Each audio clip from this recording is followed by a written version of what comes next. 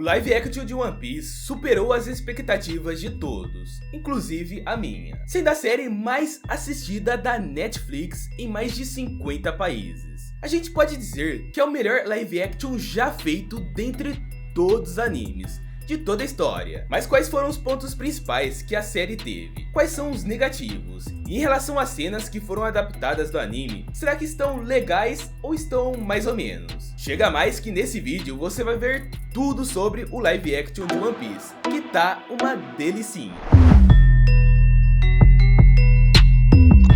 Já de cara, a gente tem a fatídica cena do Roger sendo executado. Com certeza não tinha forma melhor da gente começar a série. E olha que design incrível. O ator do Roger interpretou muito bem, seja na emoção da fala de One Piece, seja no momento de deboche com a marinha, e de cara que figurino incrível. Em relação ao anime, a gente teve uma diferença, porque no anime e no mangá, Roger apenas sobe na plataforma de execução enquanto espera os executores enfiarem a espada nele. Já na série, a gente tem a presença do Garp, que apresenta tudo sobre a execução dele, enquanto os executores metem a espada nele. Outra coisa interessante é que após a fala do Roger, a gente vê todo mundo correndo que nem maluco para trás do One Piece, o que deixa as coisas mais intensas, fazendo com que a gente tenha noção de que uma nova era está chegando, onde todos vão atrás do One Piece. Passando dessa cena, a gente tem a primeira atuação do Luffy. E cara, a atuação do Inaki tá muito boa. Dá pra ver o seu entusiasmo em ser um personagem principal de uma grande obra que é One Piece e dessa grande jornada. Nas cenas mais sérias, ele consegue dar aquele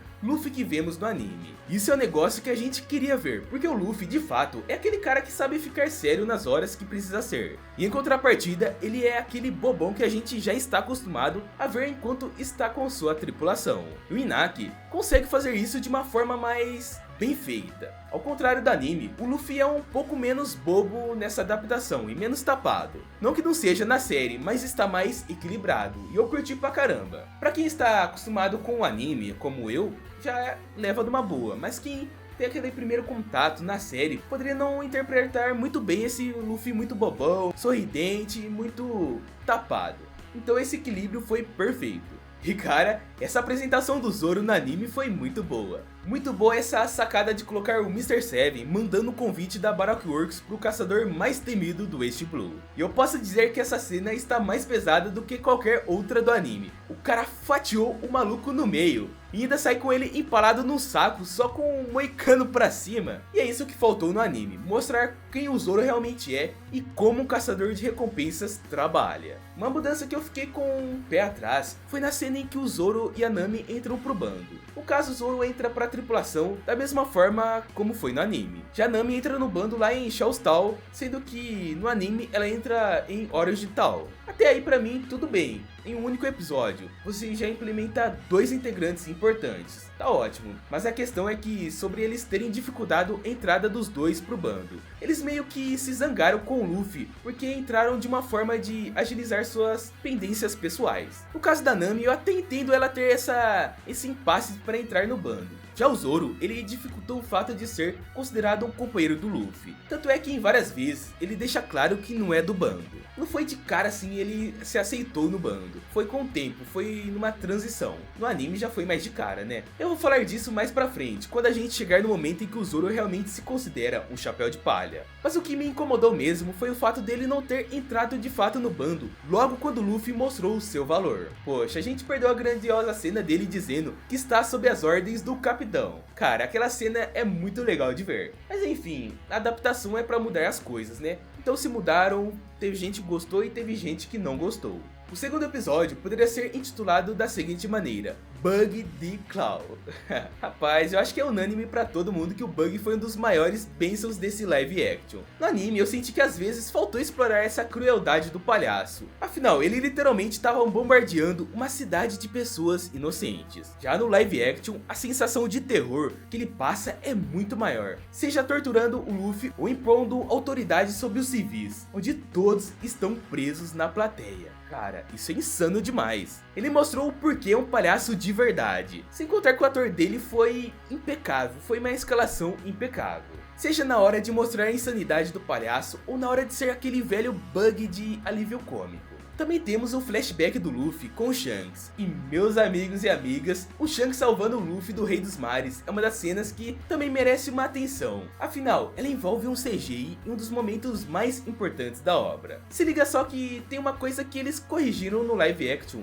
É que na cena em que o Luffy percebe que o Shanks sacrificou seu braço, acabou sendo mudada, porque no anime eles colocaram o Shanks salvando o Luffy enquanto está nadando no mar. Cara, só que o olhar dá pra imaginar o Shanks nadando lá embaixo. Ele tá numa calma que a gente fica se perguntando, como é que ele tá nadando sem o braço, segurando um moleque e ainda dizendo tudo isso na maior calma do mundo. Bom, na série, pelo menos colocaram o Shanks em cima de um barco pra cena fazer mais sentido. Outra cena que eu queria ver muito na série era o bando do Shanks derrubando os bandidos da montanha. E o contexto é o mesmo. O bandido começa a ameaçar o Luffy, e em seguida chega o Shanks pra salvar ele. E assim como no anime, a gente tem aquela incrível frase do Ruivo, que pode jogar bebida em mim, me cuspir, mas aqueles que mexem com meus amigos não têm o meu perdão. Daí o bandido aponta uma arma pro Shanks, e eles mostram o motivo de serem verdadeiros piratas. E a cena que eu curti que mudaram foi o Luffy encontrando a Gomu Gomu no Mi escondida. Não estava lá igual no anime em cima da bancada do bar, estava escondida no barco. E o Luffy encontra e come escondido. No anime ele encontrou simplesmente lá em cima do balcão, onde o Shanks deixou a fruta do diabo bobeando ali, e lógico que alguém iria comer, né? Então essa alteração que muitos consideravam um furo de roteiro no anime foi perfeita, não há dúvidas. No terceiro episódio, a gente chega na ilha Syrup, onde nosso bando finalmente pega o seu navio. Antes de falar sobre o que acontece no episódio, eu vou falar dos piratas do Arlong indo atrás do Bug. E novamente eu acho que a série teve uma tomada de decisão melhor que a do anime. Eles souberam aproveitar cada vilão do East Blue para fazer uma união entre eles de uma forma bem harmoniosa. E essa cena do Bug tendo uma interação com os tritões foi bem bacana. Outra coisa interessante é o Luffy encontrando o Merry pela primeira vez. Na série, ele encontra o navio assim que chega na Vila Syrup. Ele estava olhando aos navios um por um, até que chegou o Merry e meio que ele sentiu o navio conversando com ele. Já no anime, ele não tem todo esse impacto e emoção da primeira vista, porque no anime ele só conheceu o navio no final da saga, quando o Kaya já está dando o navio para eles. No caso, ele apenas ficou impressionado com a beleza do navio e partiu para zarpar. O bom é que na série, eles meio que já deixam um terreno pro arco de Water 7, onde o navio realmente tem um papel mais importante. Para concluir a Vila Syrup, a gente tem o desfecho do embate do Capitão Kuro em busca de tomar toda a riqueza de Kaya, e aqui a gente chega na minha crítica, onde o Sop a gente sabe que não é aquele cara tão poderoso, mas no anime ele já não demonstrava tantas habilidades, no live action contanto que pior, porque no anime a gente ainda viu ele usando suas habilidades de atirador para derrotar Django, que estava a um pé de matar a Kaya. Inclusive no live action nem colocaram o Django. Eu preferia o Django do que aqueles dois gatinhos da Shopee ali, que o Django é um cara um pouco mais descolado. E olha, você percebeu a semelhança daquele capanga do Kuro com o Jacan? O cara é idêntico ao Jacan, velho, não tem como. E fora que o cara é um cozinheiro. E se não temos o Django pro Sop salvar o dia, a gente não tem ninguém digno para que o deus do Sop derrote. Olha só que maravilha, né? Mas eu queria ver o Sop atirando, usando mais das suas habilidades. No final ele é chamado pro bando, mas quem não conhece o Sop de verdade pode até ficar se perguntando, mas o que esse cara tem a agregar ao bando? Além de contar histórias com uma veracidade um tanto que duvidosa e também de ser um tanto que digno, né? O Sop na série mostrou ser digno de estar no bando, mas não tanto agregar em poder de combate. Até a Nami mostrou mais poder de combate. No máximo a única coisa que a gente viu foi ele acertando umas paneladas com o Stiling, treinando basicamente. E se a gente tirar a relação e desenvolvimento que ele teve com a Kaya, ele simplesmente não teve relevância alguma durante a Vila Syrup, além do contexto emocional. Pra gente que assistiu o anime, foi bacana, mas quem assiste de primeira vez, talvez pode se perguntar, achar o personagem um tanto que meh. Eu curti demais, eu curti, só achei que faltou essa parte de ação. Enfim, o episódio foi bom. O ator do Clarador fez seu papel de forma magnífica e se parece muito com o personagem. Tivemos um aprofundamento melhor na Nami, exceto aquela parte que ela fica atacando os ricos. Eu não entendi muito bem o que ela queria mostrar com aquele desprezo que ela sentia pela classe alta, sendo que a coisa que a Nami originalmente mais gosta é dinheiro.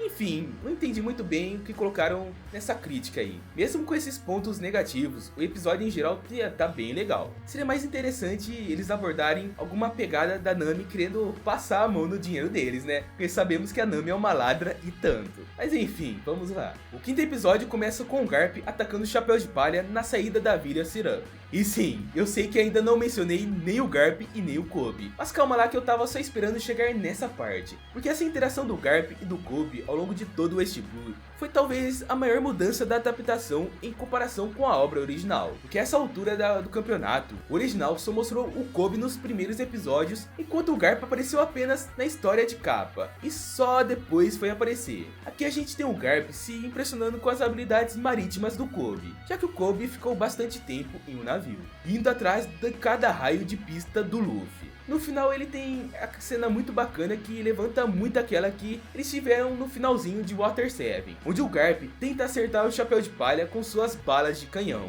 Enfim, o Luffy se infla e salva o barco. E acerta o barco do Garp, que o Garp fica pé da vida. Olha, eu confesso que estranhei um pouco o Luffy se encontrando logo cedo com o Kobe, e o Garp tendo toda essa aparição logo nos primeiros episódios. Mas quando eu parei pra analisar, eu percebi que isso é muito melhor. Olha, você tem noção da importância que o Kobe e o Garp têm pra obra? É muito grande, e eles sendo apresentados com mais recorrência traz mais importância ainda. Mesmo assim, no original, eles têm poucos tempo explorado, principalmente na parte da evolução do Kobe, que eu particularmente gostaria de ver com muito mais detalhes. Então sim, essa interação deles no arco inteiro é bem positiva pra mim, e ficou ainda melhor pro original, que aí você trabalha a relação dos dois e percebe os pontos que o Kobe vai melhorando. Enfim, ficou muito bom essa parte de adaptarem essa interação do Garp, do Kobe e deles caçando o Luffy. Em seguida, temos o tão aguardado Baratie. Para não estender muito, eu vou falar do foco principal do arco, a luta do Zoro e do Mihawk. Poxa, não tem como, né? E que legal que eles colocaram um contexto completamente diferente da obra original, onde o Mihawk chega no meio do caos contra os piratas Krieg. No caso da série, o Zoro encontra o Mihawk e desafia ele para uma luta no dia seguinte. E cara, ficou bem bacana porque aí constrói todo um terreno para essa batalha mítica entre eles. O melhor de tudo, sabe quando sai bem trabalhado nesse meio aí, a Nami? Ela não aceita de fato o Luffy impedir o Zoro de caminhar para a morte e fica nesse impasse. E melhor é que nesse momento que ela realmente tem empatia pelo bando e considera eles como seus companheiros, mesmo estando naquela situação que a gente sabe que ela tá. E outra coisa que eu achei muito interessante foi de darem por o Mihawk derrotar o Krieg, porque no anime o Krieg enfrentou o Mihawk, mas ele conseguiu escapar e apareceu lá no Baratie. E ficou aquela luta lá, que é um pirata... Bom, é um vilão que não faz tanto sentido e que foi derrotado com uma certa facilidade. Aquela cena do Luffy dando um soco no pirata Krieg é bacana, na armadura dele. Mas muita gente não gosta desse vilão. Eu particularmente não gosto e nem desgosto. Então eles tiraram o Krieg de jogada ali, sendo derrotado pelo Mihawk, pra mim foi muito bom. Eu quero também, tudo que eu vou comentando aqui, eu quero saber a sua opinião. Você curtiu que o Krieg foi derrotado assim pelo Mihawk com muita facilidade? E o Mihawk cortando um barco no meio?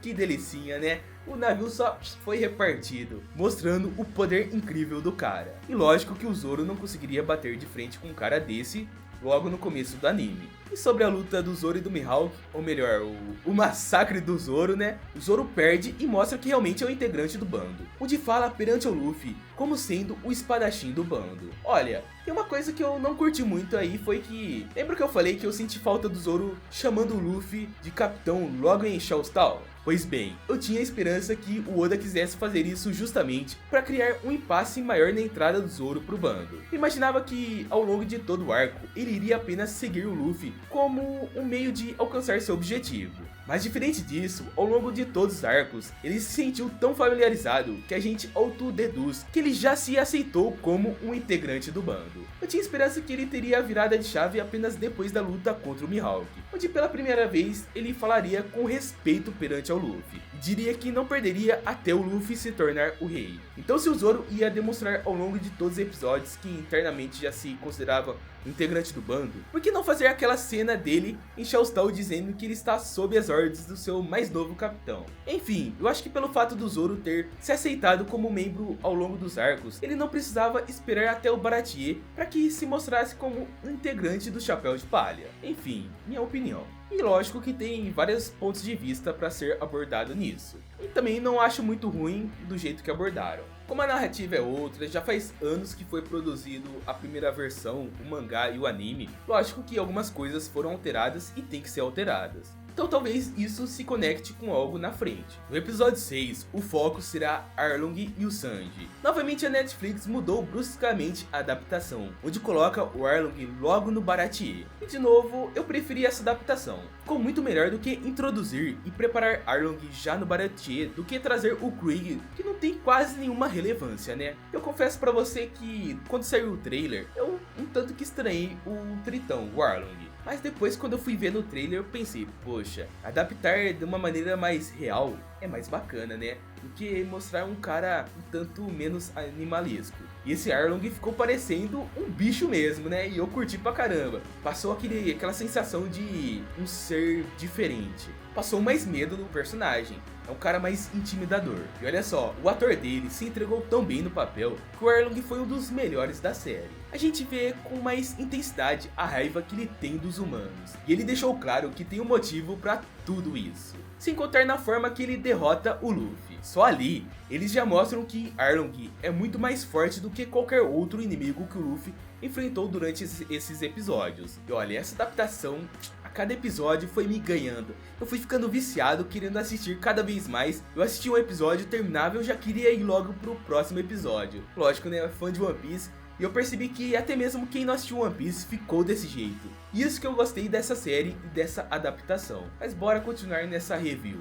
Saindo do Arlong, vou falar brevemente do Sanji. O melhor de tudo foi sem dúvidas o flashback dele. Rapaz, o chefe Zeff mostrando que comeu a própria perna foi pesado demais. E é isso que a gente quer ver mesmo, coisas mais pesadas mostrando a realidade. Só que eu acho que o arco do Baratie tinha que ter focado mais no Sanji. Digamos que ele meio que ficou com 20% dos holofortes, sendo que o restante ficou pra Nami e a luta do Zoro e do Mihawk e a introdução do Arlong. O que faltou pra mim foi dado uma trabalhada maior na questão do amor e apego que Sanji tinha pelo restaurante. Por exemplo, no mangá todos seus companheiros e colegas queriam que ele fosse com Luffy para poder viajar e encontrar o All Blue, onde eles chegam ao ponto de dizer na cara do Sanji que a comida dele tava uma porcaria, sendo que na verdade a comida dele tava divina. Eu acho que faltou só isso para dar aquela melhorada no background do Sanji ao longo do arco. Meio que assim, eu acho que ele foi muito fácil pro bando de chapéu de palha, aceitou muito. Foi tipo, já tô cansado desse velhote maluco aqui enchendo meu saco, então vou usar par por mar com essa galera que me chamou. Meio que ele tava de saco cheio, tá bem parecido com o mangá, mas mesmo assim não dá pra tirar o fato de que a cena dele partindo é emocionante. Ficou muito bom mesmo, eu curti. E olha, é daqueles momentos que pode tirar um sorzinho do seu olho. E aí que chegamos no Arlong Park, que olha, é um dos melhores arcos do East Blue, ou melhor, o melhor arco. Com a ajuda do cabeça do Bug, eles chegaram em Arlong Park com o intuito de buscar a Nami, afinal, o Luffy sabe que tem alguma coisa por trás disso. Mas não precisa revisar o contexto de tudo, né? Mas uma coisa que eu gostei muito foi em relação com a Nojiko. No mangá, ela já sabia o motivo da Nami estar aliada aos piratas de Arlong. Já na série, a Nami não contou nada pra ela, o que fez ela odiar a Nami com todo o ódio possível. Ficou bem mais coerente, porque pensa comigo, se ela sabia da verdade, por que não ajudou a Nami? Mas aí veio o live action e deu uma mudada nisso, que ficou bacana. E cara, o que dizer da cena da Nami estourando com os piratas do Arlong? Eu mesmo tinha uma certa dúvida de como ia ficar essa cena. Afinal, eu nem sabia da série se ela seria completamente family friend ou não. Mas mano, o que eles entregaram aqui foi fascinante. A Emily Rude mostrou por que é a mulher perfeita para interpretar a Nami. A 10/10 entregou tudo. No caso, as duas adaptações foram bem semelhantes em questão de contexto e diálogo. A gente tem a Nami ficando completamente irada com Arlong e começa a descontar tudo na sua tatuagem dos piratas Homem-Peixes. Mas então aparece Luffy, que a princípio vê a Nami jogando terra nele e mandando ele embora. Mas logo depois da raiva passar, ela pede ajuda dele. Luffy obviamente aceita e passa o seu chapéu para ela, só para mostrar o quanto ele confia na Nami. E olha, aquela interação da Nami, perguntando do chapéu, perguntando por que é tão precioso e se encaixando com isso, cara, deu muito peso na cena. Foi construindo esse apego do chapéu do Luffy e a Nami entendendo por que o Luffy ama o chapéu.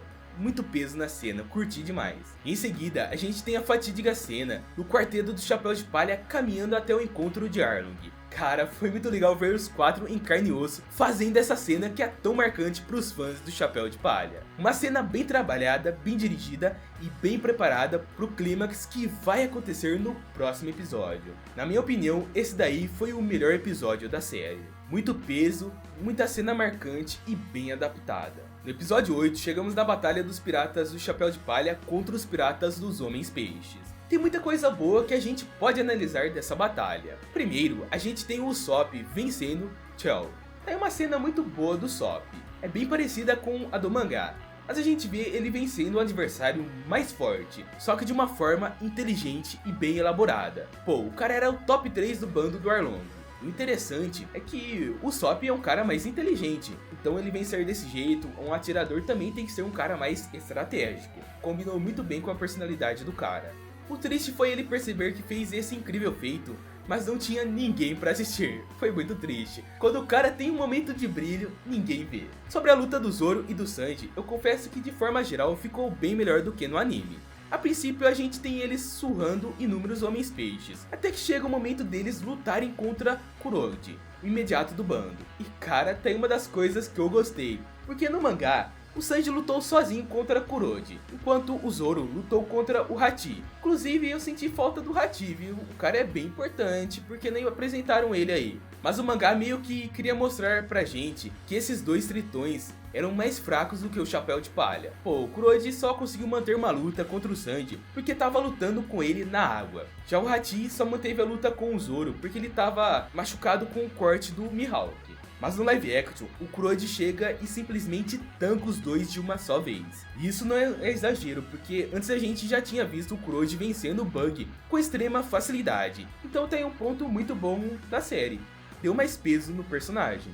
E o que falar do Luffy, hein? Ele quebrando as paredes na porrada, o Arlong sendo o mais filho da mãe possível, e no fim, o CGI mandou muito bem, fazendo o Luffy destruindo vários andares do Arlong Park, dando aquela pesada épica que a gente adora, e destruindo tudo que a Nami odeia. Poxa, muito épico e muito emocionante. Tudo bem dirigido, trilha sonora bem feita, adaptação diferente, porém muito boa. Isso é mais que o suficiente para tornar esse o melhor live action de todos os animes. E não é à toa que tá batendo recorde atrás de recorde, se tornando a série top 1 em mais países da Netflix. Esse é o melhor live action que eu já assisti e com certeza o melhor live action já lançado. Eu fico muito feliz que uma obra que eu tanto adoro, que é One Piece, que eu acompanho há anos e anos, tenha sido adaptada com tanto carinho. E olha, eu quero saber a sua opinião, o que você achou do live action? Comenta aqui sua opinião sincera, eu quero ver sua opinião porque eu vou trazer mais vídeos trazendo mais detalhes desse live action que foi bem adaptado na minha opinião. Comenta aqui qual a sua nota, melhor do que as minhas expectativas, eu não esperava nada melhor do que isso. E olha, eu tenho muitas ideias brabas do live action para trazer aqui no canal. Então, já garante sua inscrição e ativa as notificações para não perder nada. Mas para eu estar postando mais vídeos detalhados sobre curiosidades e coisas que você não percebeu, se inscreve no canal e ativa as notificações, que isso ajuda demais. Então você se inscrevendo vem fazer parte do nosso bando, o bando dos nerdificando, o bando mais temido de todo One Piece. Bora lá! Na tela está passando mais 2 vídeos de One Piece, se você já curte One Piece. Se você não curte, acompanha porque essa obra é maravilhosa e você não vai se arrepender. Eu indico One Piece pra todo mundo, e todo mundo que assiste não se arrepende e fica viciado. Então comece a acompanhar um anime ou mangá que você não vai se arrepender. Falou!